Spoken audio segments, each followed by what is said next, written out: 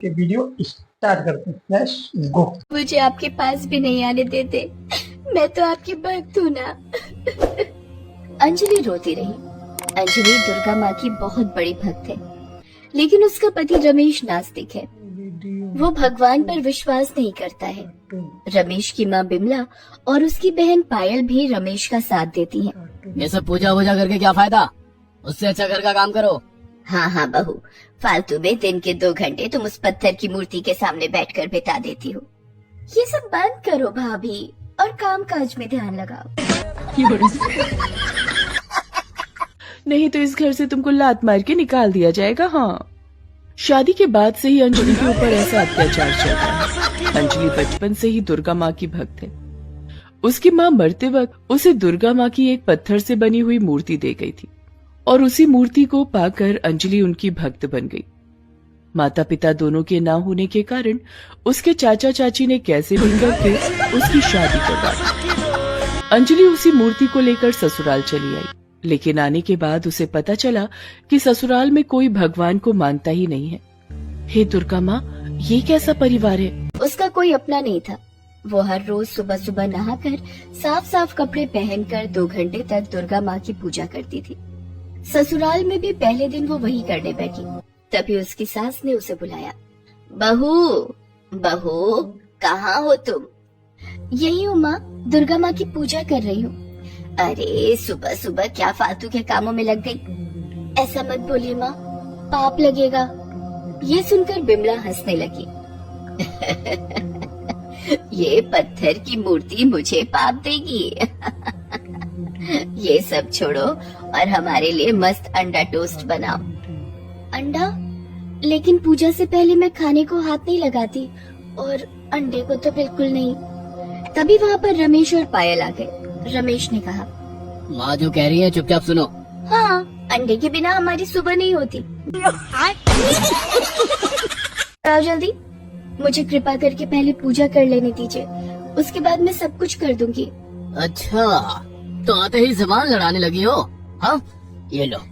रमेश ने दुर्गा माता की मूर्ति के सामने ही अंजलि को एक लात मार दी। अंजलि गिर पड़ी, उसके सिर से खून निकलने लगा। उसके बाद तीनों मिलकर अंजलि को मारने लगे। मार खाते खाते अंजलि रो पड़ी।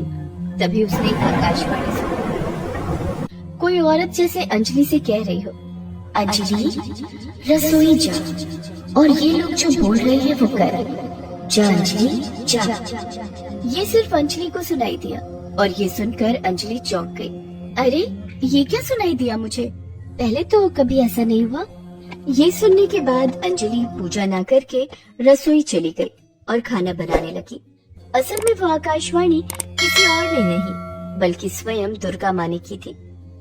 हिमालय में बैठी हुई देवी दुर्गा अपने भक्त पर होते हुए अत्याचार को देख रही थी। देवी दुर्गा के पास उनका वाहन शेर बैठा हुआ था।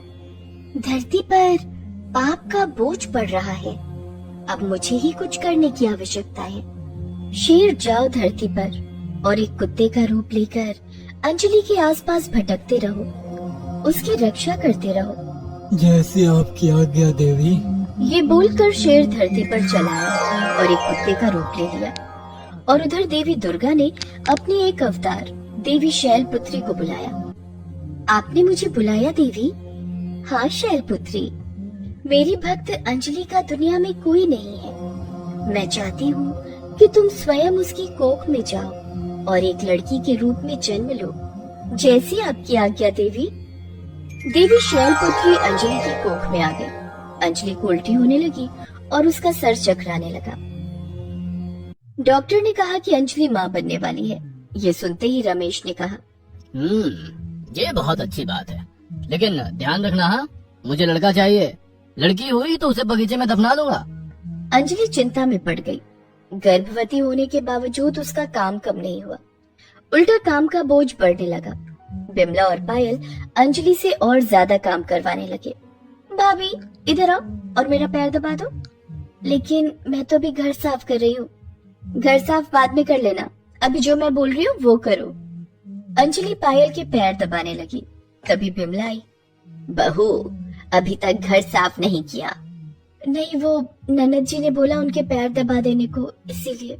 तो क्या हुआ, काम करने की इच्छा होती तो कब का घर साफ कर लेती।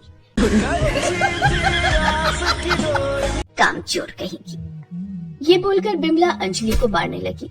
अंजलि की कोख के अंदर देवी शैलपुत्री भी अंजलि का दर्द महसूस कर पाई। ये कैसे लोग हैं, एक गर्भवती औरत के ऊपर ऐसे अत्याचार कर रहे हैं, इन्हें तो सजा देनी ही होगी। अगले दिन अंजलि सुबह उठकर घर का काम कर रही थी, तभी घर के बाहर एक कुत्ता आ गया।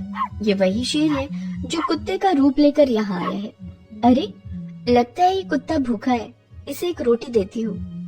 अंजलि रसोई चली गई और रात की बची हुई एक रोटी लेकर बाहर आई। वो कुत्ते को रोटी खिलाने लगी, लेकिन तभी वहाँ पर पायल चली आई। ये क्या कर रही हो भाभी, किससे पूछकर कुत्ते को रोटी खिला दी?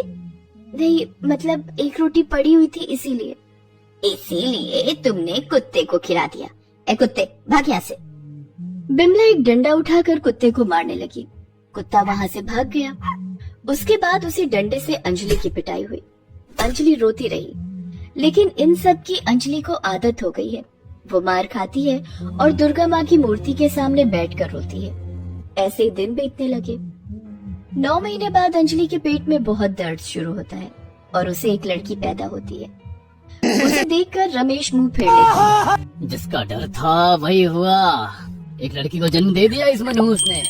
तेरी बीवी किसी काम की नहीं है, लड़की मतलब बोझ, इसे बगीचे में ही दफन कर देते हैं। अंजलि की गोद से बच्ची को छीनकर रमेश बगीचे में जाता है और वहीं पर गड्ढा खोदकर उस बच्ची को दफन कर देता है। वो बच्ची रोती रहती है। अंजलि रोते हुए जमीन पर सो जाती है। बिमला उसका हाथ पैर बांध देती है ताकि वो अपनी बच्ची को बचा न पाए। आप लोग शैतान हो, दुर्गा माँ आप लोगों को सबक जरूर सिखाएगी। ये सुनकर तीनों हंसते हैं। सुन अंजलि, तेरी दुर्गा माँ अगर होती ना तो अभी तक तुझे और तेरी बेटी को बचाने आ जाती। अंजलि को बांधकर वो लोग चले गए। अंजलि अपनी बेटी की कब्र की तरफ देखते हुए रोती रही। कोई उसकी मदद के लिए आगे नहीं आया। दूर से सिर्फ वो कुत्ता देखता रहा। उसके बाद से अंजलि को बांध कर ही रखा गया। जो मुझे एक बेटा नहीं दे सकती उसके साथ ऐसा ही होगा। सिर्फ घर के कामकाज के लिए अंजलि को जंजीरों से आजाद किया जाता और फिर तुरंत उसे जंजीरों के साथ बांध दिया जाने लगा। ऐसे ही कुछ और दिन बीत गए और नवरात्रि आ गई। अंजलि ने बिमला से कहा, माँ जी, कल से नवरात्रि है, मुझे माँ दुर्गा की पूजा करनी है। कल से 9 दिन के लिए मेरे बंधन खोल देना।